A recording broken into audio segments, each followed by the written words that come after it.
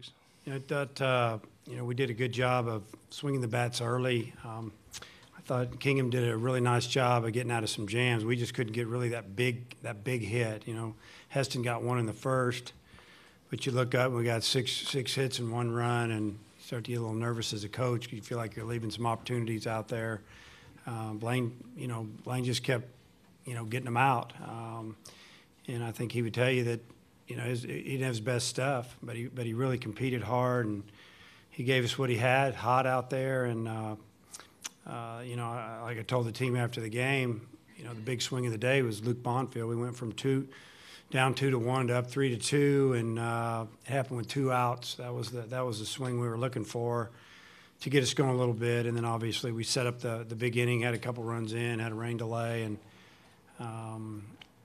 came out and really just did a nice job scoring some runs there in the 6th inning that gave us an opportunity to relax a little bit. So proud of the guys. They hung in there. They stayed focused, for 5 or 6 hours. Okay, we'll open it up for questions for the student athletes now. Please ask for a mic, identify yourself, and to whom you're requesting your answer from.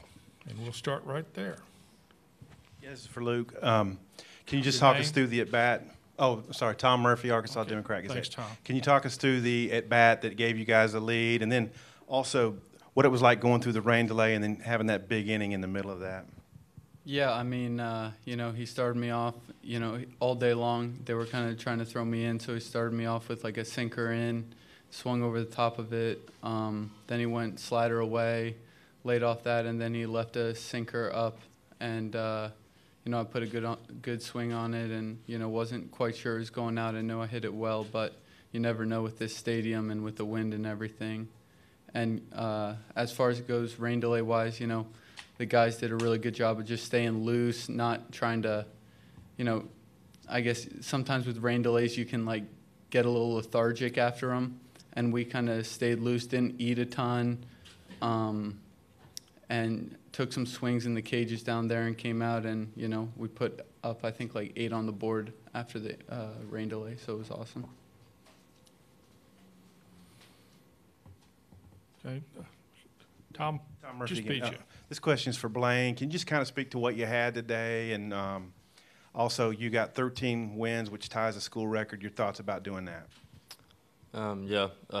Stuff-wise, it was okay. Fastball command was average for me. I had the big breaker working a little bit. Slider was working, and changeup a little bit as well. Just did enough to keep them off the board, and enough for us to come back and get a win.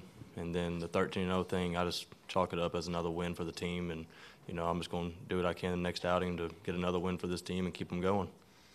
Did you know that tied the school record? Yeah, somebody told me in the dugout. But, I guess that's cool and all. But, I'm just more about getting this team where we need to be.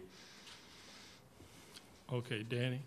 Danny Davis, Austin American Statesman. Luke Heston, obviously the 8 runs was big in the 6, but how much momentum did that sequence in the 5th inning give you with Heston, you beating out that play at first, and Luke, you hitting that one out?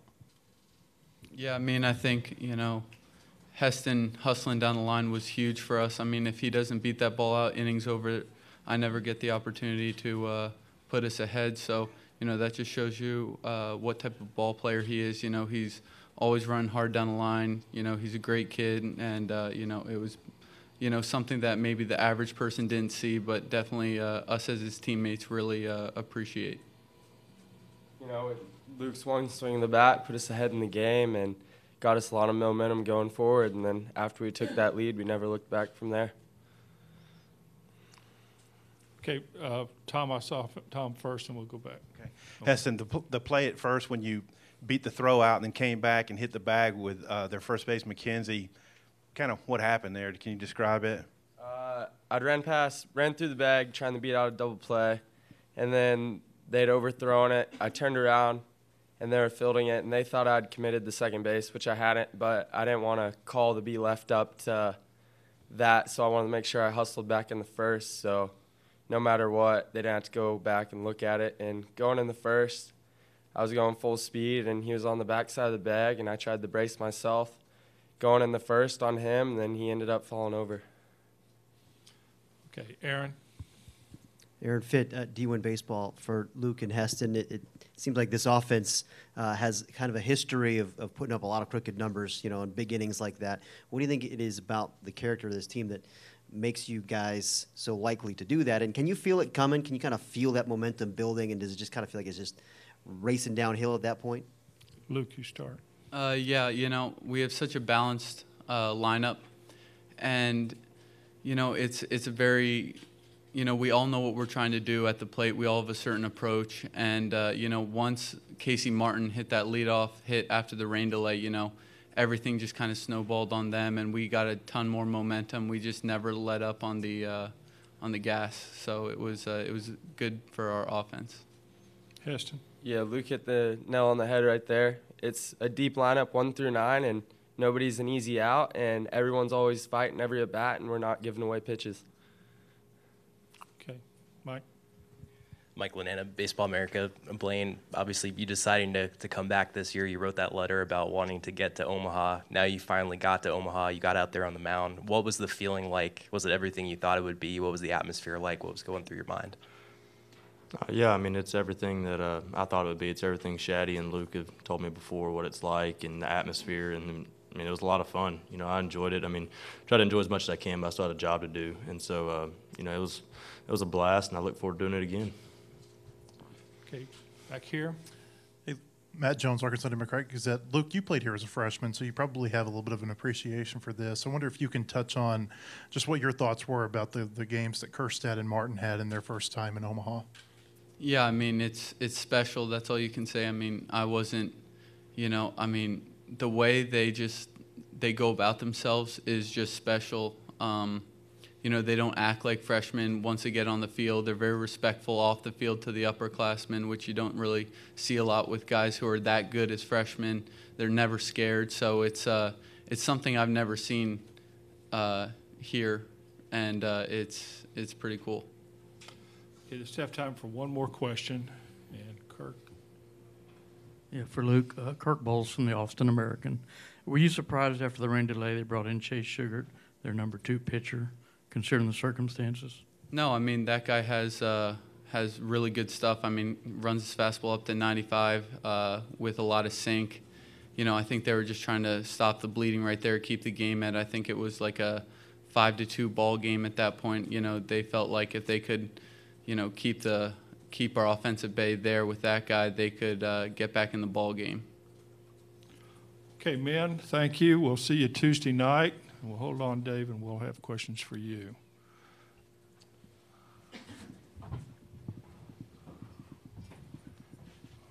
To the clear out front here. Okay. Thanks, man. Okay, questions for Coach Van Horn, and we'll start here with Matt. Dave, on the freshmen, Kjerstad and Martin, I wonder if you can touch on what they did for you offensively. And then Martin, 3 of the last 4 games, he's made a pretty incredible play for you at third base. What have you thought about what he's done defensively at that position?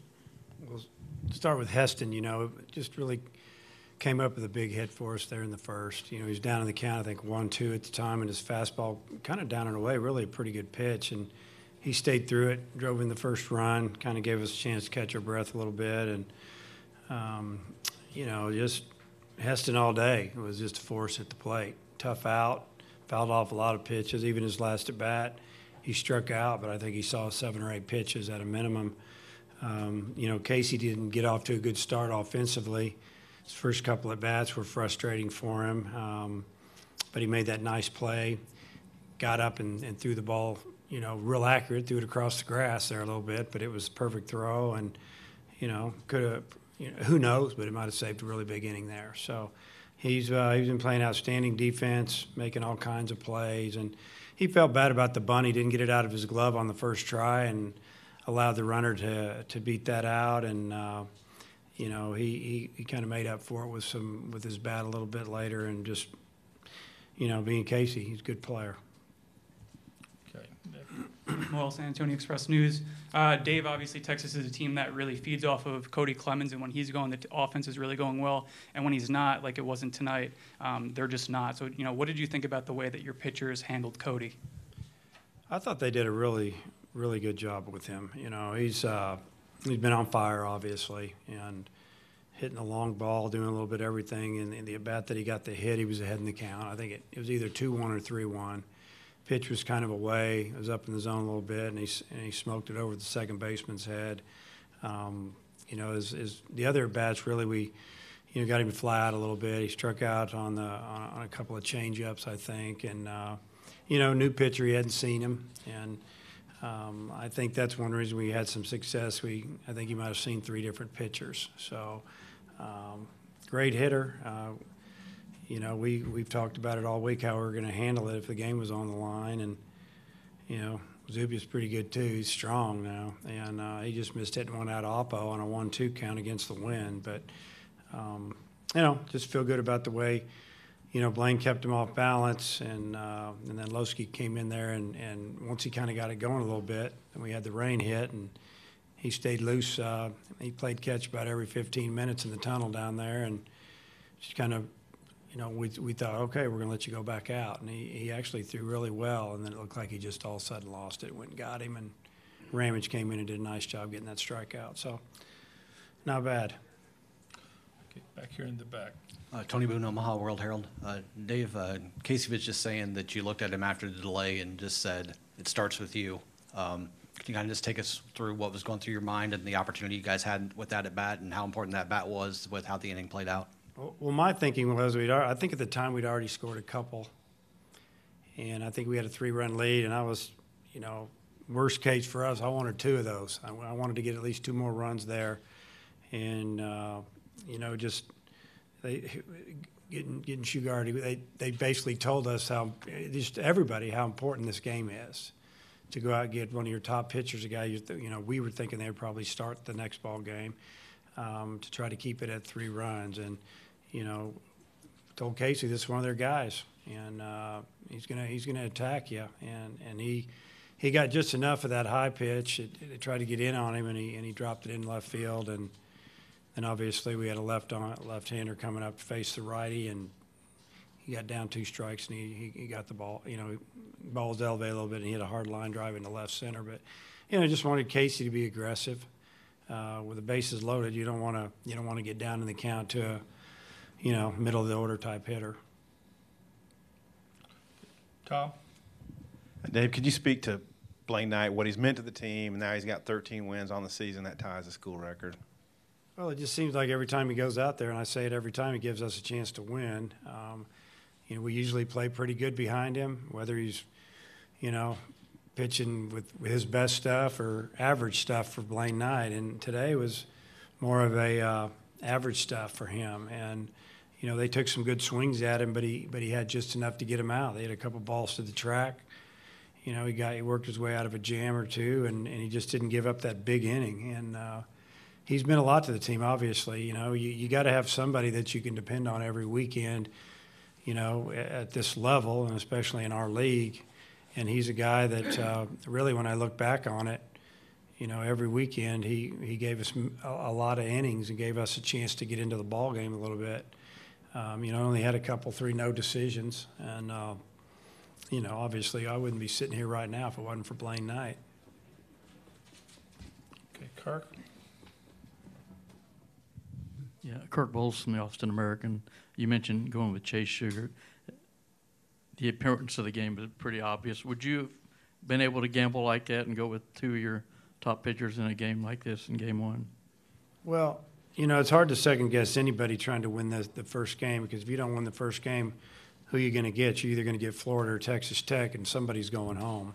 So I don't blame David at all. But I guess to answer that question, we talked about it. If Blaine got in trouble early and it was tight, you know, we could go with Isaiah Campbell. We could go with Murphy.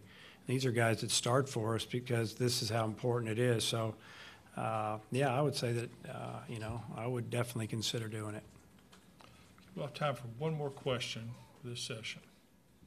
If someone would like to pull the trigger on it. JJ, I saw JJ first. Tom, sorry. JJ Cooper, Baseball America. Dave, when you have a rain delay that long, having a lead obviously is nice when you're in that situation, but what do you, I mean, is there anything in particular you try to do? You try to have them kind of gear down for a little while until you kind of know it's time to start back up? Or how do you deal with that? Well, once we realized it was going to be at least an hour and a half, just talking with all the officials out there, we came up into the locker room, and they're air conditioned. They laid around, they're goofing around, eating some snacks and that kind of stuff. And I just don't want them eating too much. And I think they were I kind of laughed because we had a doubleheader early in the year, and we won the first game, and somebody ordered us a smorgasbord in there, and I didn't like it, and we got whipped in game 2. And so the running joke after that was, you're getting a banana and a Snickers. And so when I walked in, I said, that tray right there full of food, you're not eating it. That's for Knight. You can have some. You're out of the game. Coaching staff can have it. I didn't have any. And they said, yeah, I know we get Snickers and bananas, right? And I said, you're right. And, but they get it. Like Luke said, we just don't want them to be sluggish. But it was really nice for them to bring that food up there, cheese and crackers and bread and stuff. And it slowly disappeared a little bit.